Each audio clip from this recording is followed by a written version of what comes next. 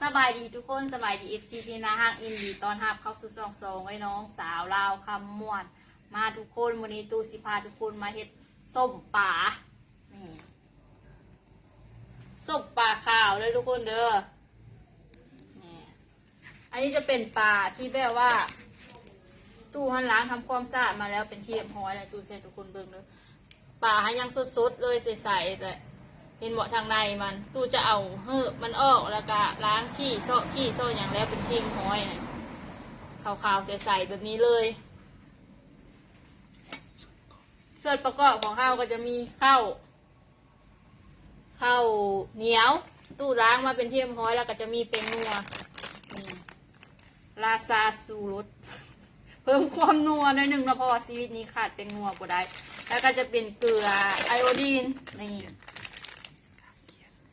เกลือไอโอดีนเกลือนี่จะเป็นเกลือของคนลาวนั่นคนเนาะเกลือไอโอดีนวนคำนี่ภาษาลาวไปเจอเลยแล้วก็อาจจะมีกระเทียม2 หัว3 หัวนี่กระเทียม3 หัวนะทุกคนเนาะแต่ว่าก่อนที่เฮาสิไปเฮ็ดส้มป่าหันก็จะได้แช่น้ำเกลือหันก่อนเลยทุกคนเด้อเพราะว่าป่าที่ตู้ล้างทำความสะอาดมานี่ตู้มีแต่ล้างก่อนเนาะแต่ว่าตู้หันยังบ่ทันได้แช่เกลืออะไรสิมาแช่เกลือให้ทุกคนเบิ่งไปพร้อมกันแต่ย้ำว่าหลายคนถามว่าเป็นยังคือต้องแช่เกลือเพราะว่าแช่เพื่อทำความสะอาดป่าหันเจอหนึ่งเพราะว่าตู้หันจะล้างมาคักแล้วเป็นที่เรียบร้อยแล้วแหละแต่ว่าเราอยากให้มันสะอาดขึ้นกว่านี้หน่อยนึงนะแล้วก็ฆ่าเชื้ออีกก็เลยจะแช่น้ำเกลือปลาไว้มาแช่น้ำเกลือกันเลยนี่เกลือแต่ว่าเกลือกับเกลือตัวนี้แหละทุกคนแต่ว่าตู้ฮันเอามาใส่ในกระปุกไว้แล้วนี่ลงไปเลยบวง1โรยลงไปเลยเท่ากับจะแช่ไว้ประมาณจัก10 นาทีเด้อทุกคนเด้อนี่ตู้จะแช่ไว้ประมาณแบบนี้เลยเพื่อให้ป่าหันมันคายแบบน้ำข้าวน้ำหยางออกแม่เอาละเพื่อไปการเสียเวลาเขามีคุก30 กว่า 40 ปีแล้วมั้งเนี่ยคุกนี่แต่อยากดำๆนิดนึงเด้อคุกในตำนานคุกอีแม่เพราะว่าจะเป็นคุกเล็กเป็นสายทุกคนบ้านทุกคนมีบ่หลายพี่หลายน้องมีบ่แต่ว่าบ้านตู้เฮือนตู้ยังมีเด้อคุกนี่ค่ะแต่สมัยที่ตู้เกิดตู้หาเห็นแล้วคุกเนี่ยทุกคนมาก็มาเริ่มลงมือต่ำกันเลยก่อนอื่นไปกับปอกกระเทียมก่อนมาเนี่ยกระเทียมเราจะปอกใส่เบิดเลยเด้อทุกคนเด้อเดี๋ยวก่อนปอกกระเทียมก่อนเนี่ยปอกกระเทียมแบบนี้เลยนี่ลงไปเดี๋ยวตู้คอนปอกกระเทียมก่อนเด้อทุกคนเด้อตู้จะปอกกระเทียมนี่ก่อนหลังจากที่ตู้ปอกกระเทียมแล้วเขาจะมาเบิ่งว่าตู้ใส่เกลือเท่าไหร่แล้วก็ใส่เป็นนัวเท่าไหร่หนะอัตราส่วนหนะขอยัดปอกกระเทียมก่อนปอกแล้วเป็นเทียมห้อยแล้ว2 หัวเด้อทุกคน2 หัวใหญ่ๆแบบนี้เลยเนี่ยแล้วกับป่าตู้ท่านก็ล้างมาเป็นที่เทียมห้อยแล้วจากที่ตู้พัดแช่น้ำเกลือไว้10 นาทีตู้ก็ไปล้างมาโอ้แล้วกับป้าให้มันเสด็จน้ำตู้แห้งๆแบบนี้เลยเด้อคันว่าเป็นไผ่บริแช่เกลือกับยักแช่น้ำเข้าก็ได้น้ำเข้าเหนียวหรือว่าน้ำซาวข้าวนะทุกคนที่ทุกคนหรือว่าทุกคนมูจักเนาะแต่ว่าตู้หันบริแช่น้ำซาวข้าวตู้เลยมาแช่เกลือแทนมาวันนี้ก็มาเริ่มลงมือแล้วป้าแมงวันกับยักหลายๆทุกคนเพราะว่าเห็นน้ำป่าเนาะก็ขอโดยความให้น้ำหลายเด้อก็เบอร์กับโฟเป็นนัวมันเด้ออัตราส่วนแล้วก็ตู้ลืมบ่ปลานี่ค่ะ1 กิโลเด้อทุกคนเด้ออัตราส่วนที่ตู้สิบอกที่ตู้จะใส่นี่ตู้จะใส่ปลาขาวนี้ในจำนวน1 กิโลมาเป็นนัวใส่หลายแซ่บหลายใส่น้อยแซ่บน้อยเอาบวง1เลยเคาะเลยอ่ะ2 บ่วงซะเพิ่มความนัวอีก2 บ่วงมาตามด้วยเกลือ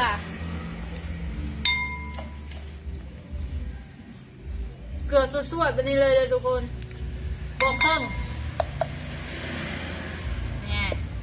สองเกลือเขาจะใส่เท่าน้อยเอาเขาจะบ่ใส่หลายเด้อมาคลุกๆก่อนให้ทุกคนเบิ่ง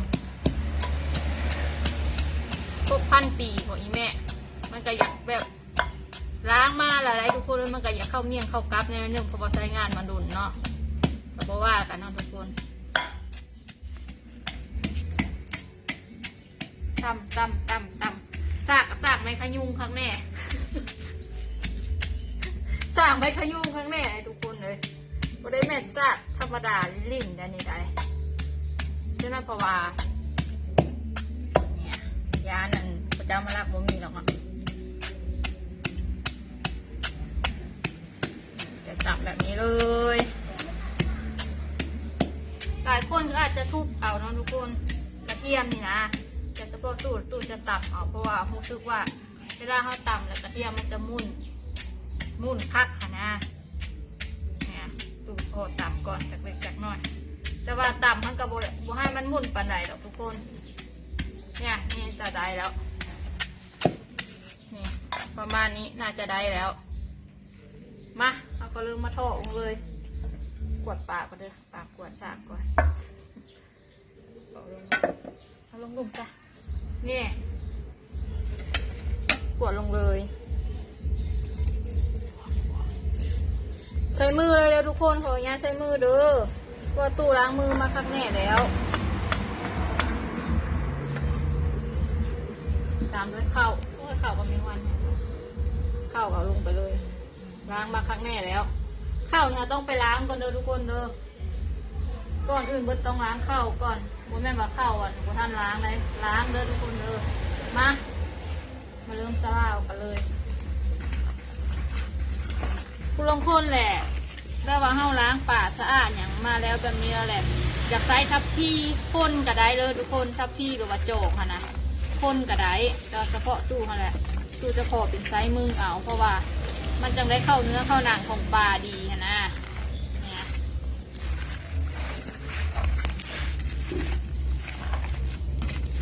แล้วก็ต้องย้านเด้อทุกคนเด้อว่ากลางมันจะปักมือเพราะว่าเฮาล้าง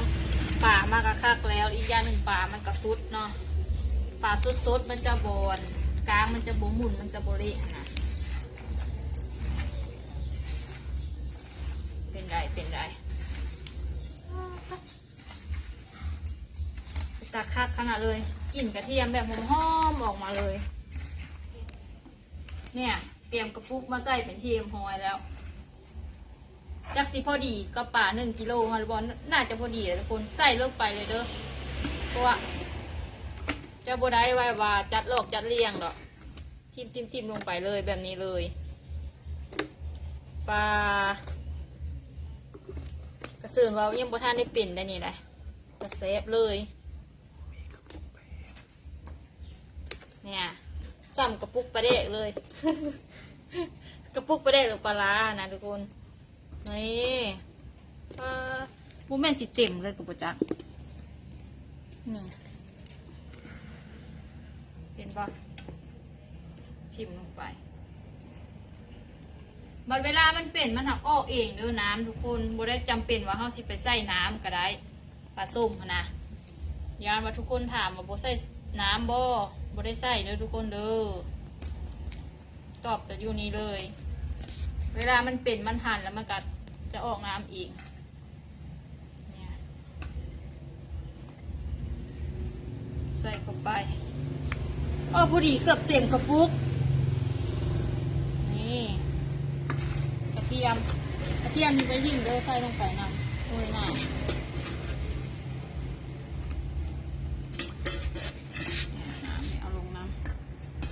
น้ำในหนึ่งของเปิดน้ำนัวคือเนี่ยใส่แล้วเป็นเยี่ยมห้อยเป็นไงอยู่ในกระปุกน้อย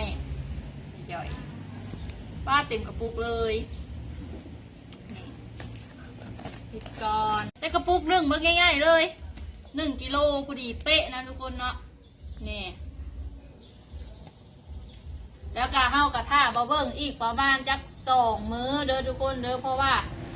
มันเป็นอากาศแบบมันอยากมืดคึ้มนะมันอากาศมันอยากเย็นๆนิดนึงแต่ว่าประมาณ2 มื้อแล้วเราจะค่อยมาพบกันนะคะ ว่าตู้ฮันซิเปิลให้ทุกคนเบิกอาสมตู้สิปินหรือบุปินแต่ว่าตู้ว่า100%ต้องเป็นอยู่แล้วเนาะและตู้สิใส่อันนี้เป็น EP 1ซะเพราะว่าให้ทุกคนได้เบิกน้ำกันสอนวิธีเฮ็ดแล้วก็ EP 2เราจะค่อยมาเปิดกระปุกนี่แหละทุกคนเนาะวันนี้ก่อนที่จากกันไปก็ขอขอบใจทุกคนเด้อที่เข้ามาติดตามรับชมซอยน้องสาวเราขมวดถ้าว่าคลิปนี้มีเสียงเนื้อหาภาพบ่ชัดเจนขอโทษขออภัยในหลายแล้วก็อย่าลืมเข้าไปกดไลค์กดแชร์เป็นกำลังใจให้ตู้ในเด้อเพื่อซีมีแหงเฮ็ดคลิปใหม่ๆต่อไปสำหรับมื้อนี้ขอตัวไปก่อนเจอกันคลิปหน้าบ๊ายบายอัดถักระเบ้อนี่เฮานี่เนาะ